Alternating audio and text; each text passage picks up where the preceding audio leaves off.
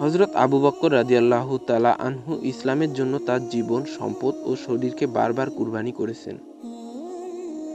ইসলামের প্রথম যুগে যখন নবী করিম সাল্লাল্লাহু আলাইহি ওয়াসাল্লামকে মুশরিকরা কাবা প্রাঙ্গণে আঘাত করছিল, তখন হযরত আবু বকর রাদিয়াল্লাহু তাআলা এগিয়ে গিয়ে বলেন, তোমরা কি একজন মানুষকে শুধু এজন্য হত্যা করতে চাও যে সে বলে আমার প্রতিপালক আল্লাহ?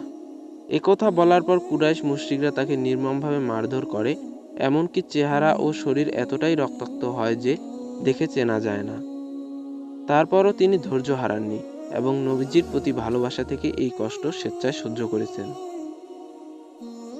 রাসূলুল্লাহ সাল্লাল্লাহু আলাইহি ওয়াসাল্লাম যখন হিজরতের পথে গুহা শহরে আশ্রয় নেন, তখন হযরত আবু বকর রাদিয়াল্লাহু তাআলা তার সঙ্গে ছিলেন।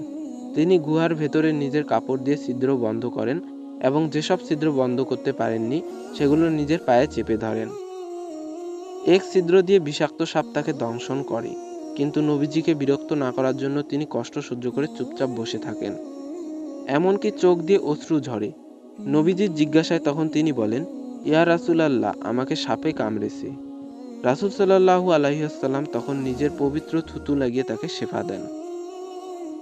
ইসলামের জন্য সমস্ত সম্পদ দান। যদিও এটা শারীরিক কুরবানি নয়, কিন্তু এটা তার আত্মত্যাগের অন্যতম দৃষ্টান্ত। একবার নবীজি যখন সাহাবীদের আল্লাহর রাস্তায় দান করতে বললেন, তখন হযরত আবু বকর রাদিয়াল্লাহু তাআলা তার ঘরের সবকিছু নিয়ে এলেন। নবীজি জিজ্ঞাসা করলেন, হে আবু বকর, তুমি কি নিজের জন্য কিছু রেখেছ? তিনি বলেন, আল্লাহ ও তার রাসূল আমার জন্য যথেষ্ট। এই ঘটনা তার পরিপূর্ণ আত্মসংযম ও কুরবানির গভীরতা প্রকাশ পেয়েছে। এরকম ভিডিও দেখতে চ্যানেলটি সাবস্ক্রাইব করে বেল আইকনটি বাজিয়ে রাখুন। ধন্যবাদ।